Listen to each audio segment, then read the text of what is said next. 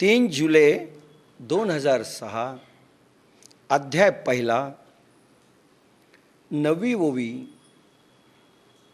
मागच्या प्रवचनात संपली होती. आता 10वी ओवी.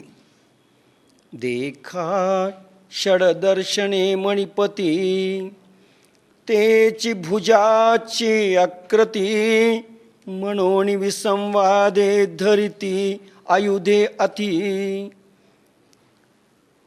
पहा, 6 दर्शनशास्त्र जी म्हटली जातात तेच गणेशांचे 6 हात आहेत. मी म्हणालो की माऊलींचा गणेश हा निर्गुण निराकार परब्रह्म परमात्मा आणि त्या शक्तीला आव्हान केलंय की जी बुद्धी केंद्रांची देवता आहे, जी प्रज्ञेची देवता आहे,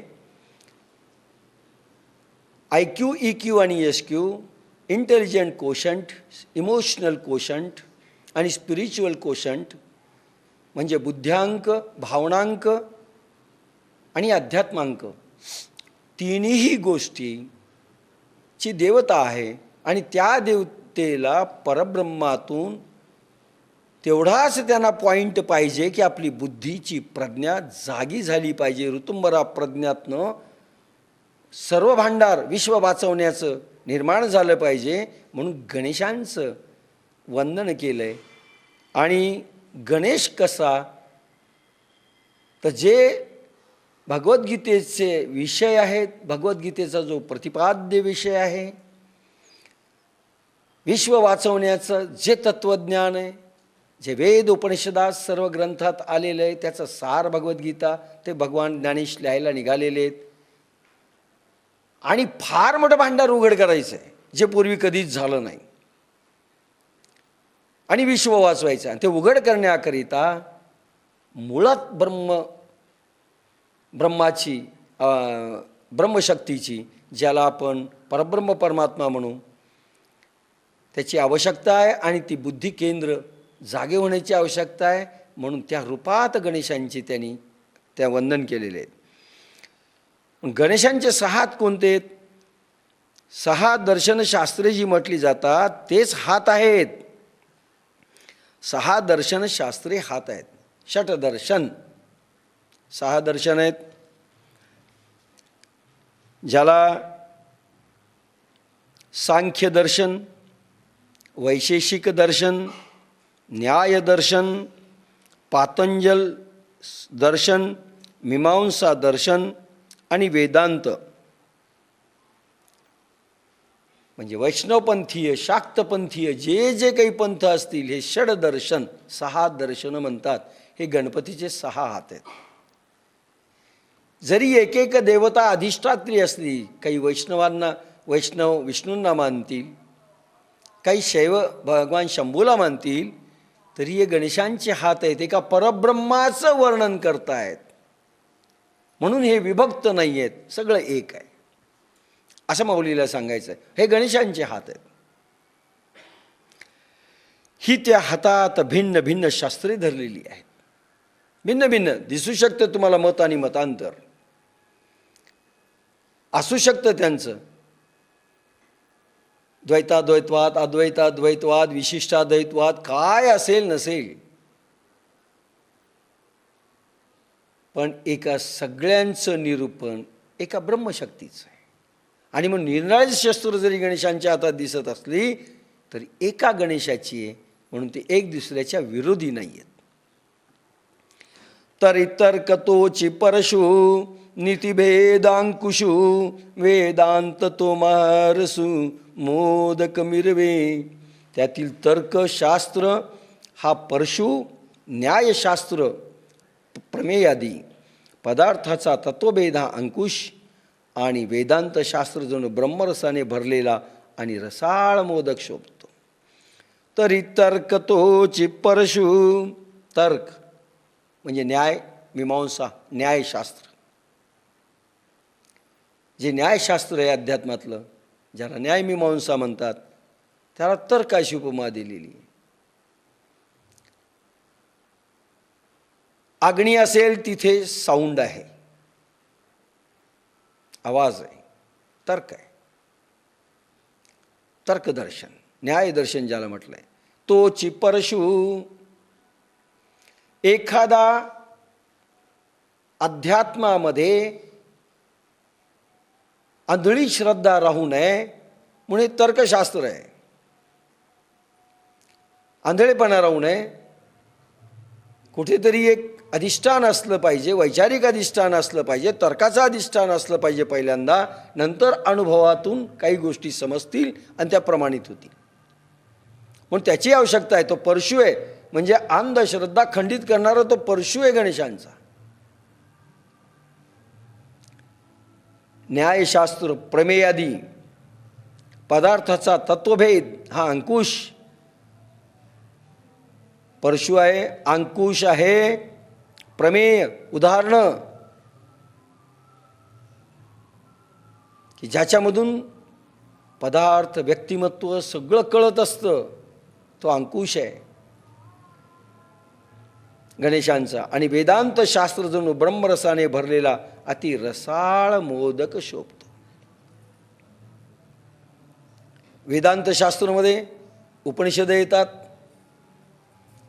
उपनिषदामध्ये सर्व 24 उपनिषदामध्ये, म्हणून कालच सांगितलं, 24 उपनिषद म्हणजे हे पहा, सर्व वेदांताचा अंतिम भाग सार रूपाने एकत्रित केला ते म्हणजे उपनिषद. म्हणून भगवद्गीतासु उपनिषदसु ब्रह्मविद्यायां योगशास्त्रे असं वाक्य आहे पहा भगवद्गीतेच्या प्रत्येक अध्यायाच्या शेवटी. म्हणजे काय?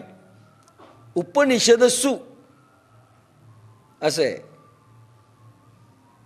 म्हणजे ही भगवद्गीता वेदाचा अंतिम भाग उपनिषद, उपनिषदसु, त्याच्यामधला मेन विषय ब्रह्मविद्यायाम, ब्रह्मविद्या जी मी काल सांगितली.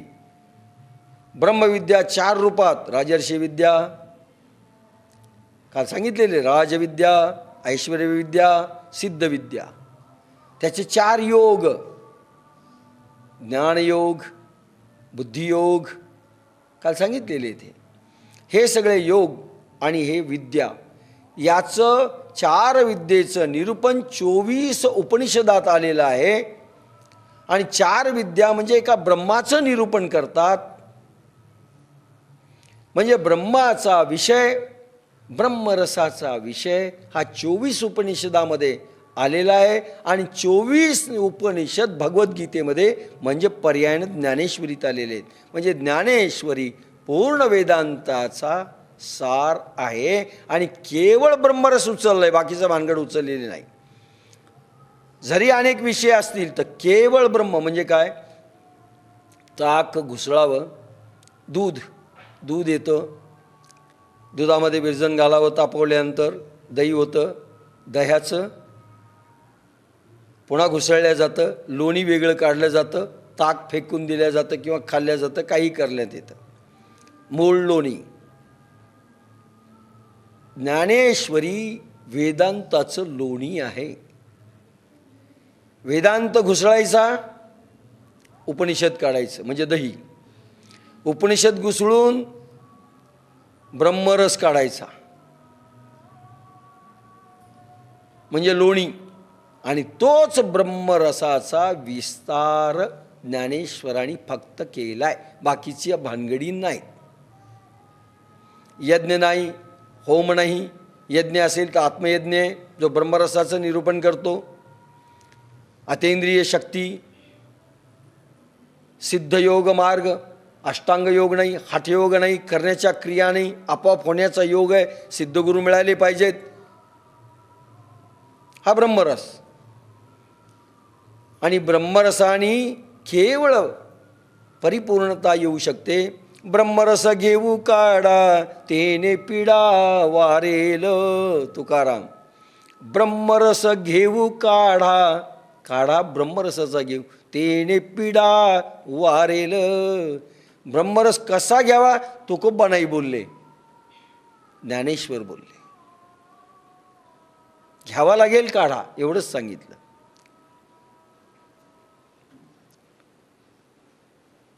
त्यांनी पात्रतेचे प्रयोग सांगितले आणि स्लाईट असा शो दाखवला काय व्हायचं आहे.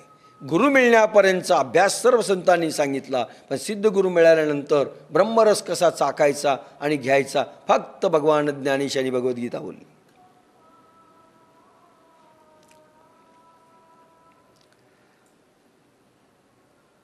म्हणून ब्रह्मरसाने भरलेला अतिरसाळ मोदक शोभतो. मोदक जो आहे ना, मोदक गोड लागतो, मोदकानं पोट भरतं, मोदकानं पुन्हा भूक लागत नाही, मोदकानं जीवन जगता येतं. म्हणजे वेदांचा अंतिम भाग म्हणजे परशु आहेत, हात आहे, सगळं काही आहे. वेद म्हणजे गणपती, पण खरा मोदक आपल्यालाही मोदकच पाहिजे. म्हणून मोदक म्हणजे ब्रह्मरस. आता आपला गणपती आणि आपला मोदक आणि माऊलीचा गणपती आणि माऊलीचा मोदक ब्रह्मरस. तुकारामाचा काढा ब्रह्मरस घेऊ काढा, तेने पिढा वारेल. ब्रह्मरस ज्यानी ब्रह्मरस घेतला, ज्यानी ब्रह्मरस समाधी अवस्थेतून चाखला, ज्यांनी साधनेमधून श्री गुरु कृपेनी ब्रह्मरस चाखला, तोच मोदक आहे. त्यानं पुन्हा दुसऱ्या मोदकाच्या पोट भरण्याकरता ठीक आहे, दुसऱ्या मोदकाच्या नादी लागू नये. हा बालवर्गाचा धडा आहे. मोदक खरा मोदक ब्रह्मरस.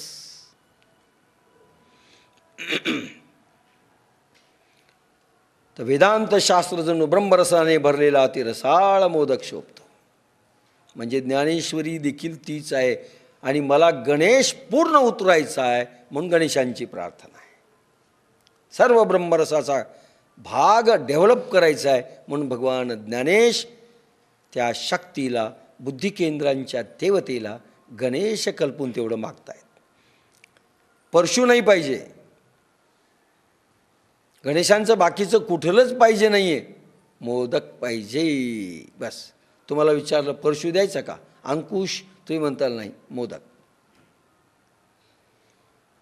उपवास केला, घ्या परशु गणेशाचा, अंकुश घ्या, सोंड घ्या, तुम्ही म्हणताल नाही, मोदक पाहिजे.